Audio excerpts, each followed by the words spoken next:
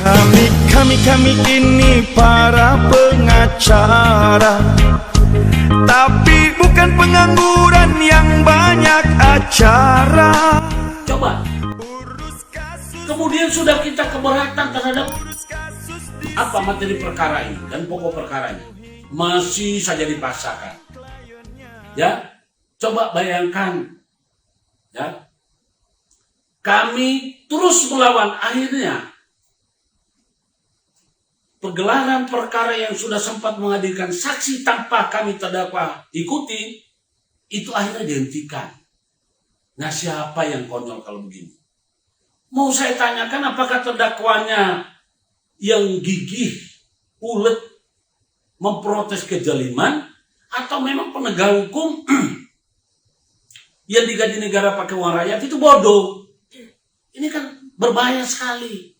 Mereka memegang palu, mereka punya pistol, mereka menentukan nasib manusia Indonesia. Tetapi mereka itu buta dan bodoh, tidak mengerti hukum. Kira-kira bagaimana? Apa Anda membahayakan? Ini berbahaya. Ibaratnya ada dokter diberikan mata suntik, tapi tidak mengerti yang namanya ramuan obat. Ya, obat sakit perut, ya, dikasih kepada orang yang mungkin lagi apa? Lagi panas tinggi. Akhirnya apa terjadi? Mati. Inilah pentingnya para pengawas. Seperti anggota DPR, wakil rakyat yang ada di Senayan sana, mestinya itu hadir. Kayak gini nih hadir. Ini tugas Anda Komisi Hukum.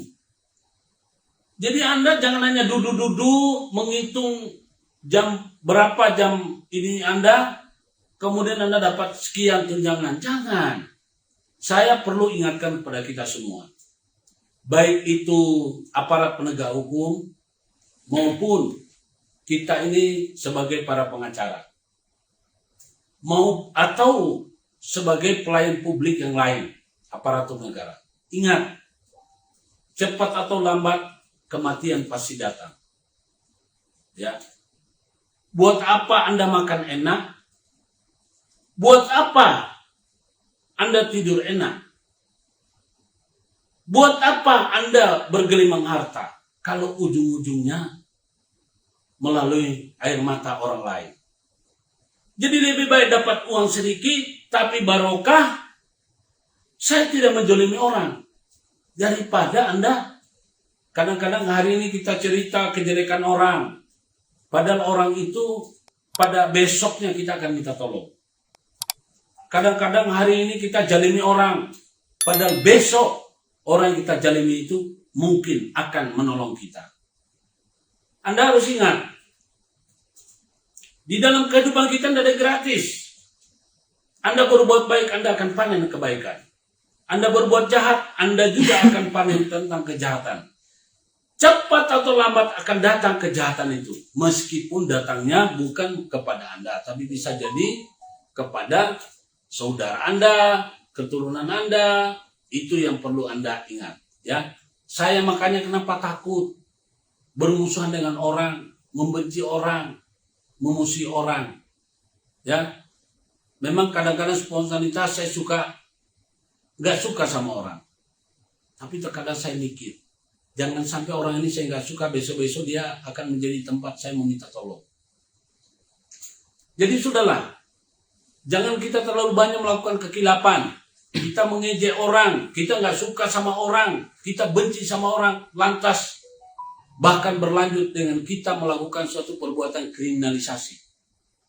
Ya, saudara sebangsa dan setanah air, teman-teman advokat, maupun para aparatur negara dan aparat penegak hukum, marilah kita mulai kembali ke jalur yang benar.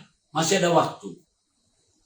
Ya, jangan terlampau kita ini karena kebutuhan, karena kita egois, keinginan kita untuk disanjung, keinginan kita untuk dihormati, dihargai. Akhirnya kita korbankan nilai-nilai luhur yang paling baik. Ya, saya pernah ada orang yang ngutang pada saya. Ini contoh saja, contoh.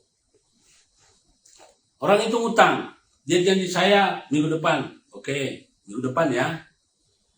Setelah minggu depan saya tagih, dia tidak mau temui saya. Dia menghindar. Akhirnya apa? Saya datangin ke rumah dan datangi ke kantor. Saya bilang, kau jangan mainkan saya, itu pelecehan. Akhirnya dengan terpaksa dia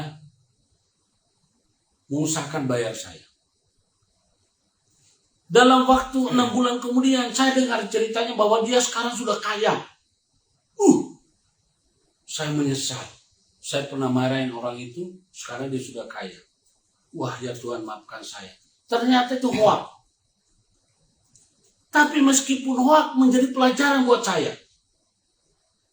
Jadi sekali lagi, kebaikan tetaplah kebaikan. Kejahatan, Anda jangan pikir bahwa menjahati orang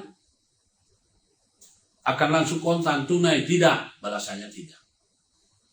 Jadi sekali lagi, inilah hiruk pikuk ya, daripada menjadi advokat, pengacara, selaku perjuang kebenaran di mahkamah kebenaran.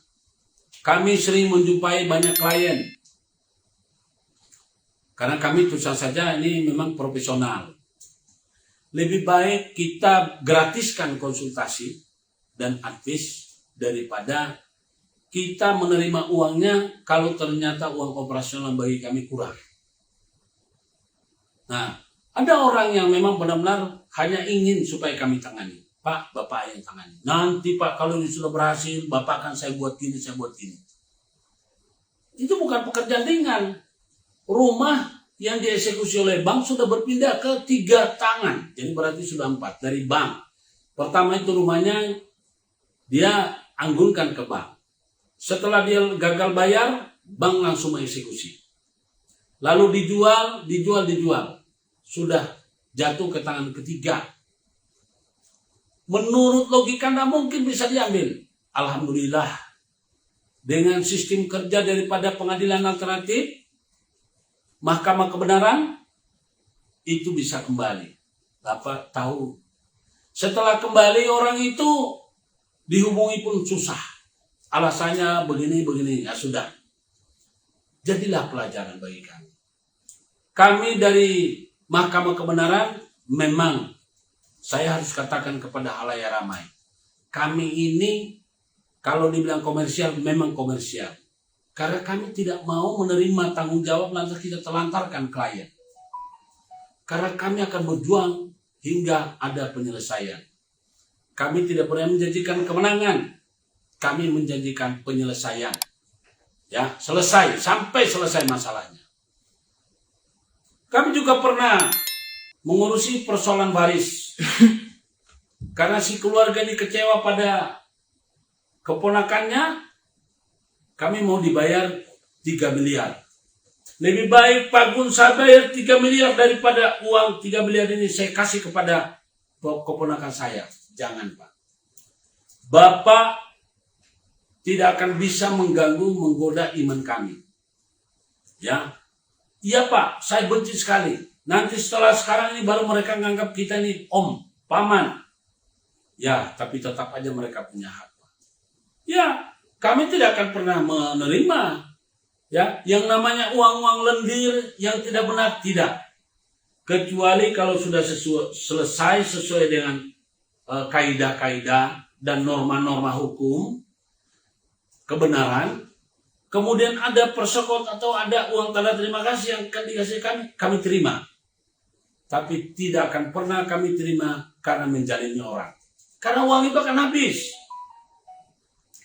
Saya lebih pikirkan panjang lebar daripada memikirkan uang besar tapi waktunya cuma singkat. Karena uang banyak itu bisa habis seketika. Tapi uang berkelanjutan itu bisa saya gunakan untuk ini dan untuk itu. Jadi sekali lagi, rekan sejawat, mari yang kebetulan menonton video ini tolong di-share, dibagi. Baik yang ada di Facebook maupun yang ada di YouTube, tolong dibagi kepada masyarakat supaya masyarakat tahu. Inilah edukasi yang paling penting. Urus kasus di sini memenuhi permintaan. tapi bukan pengangguran.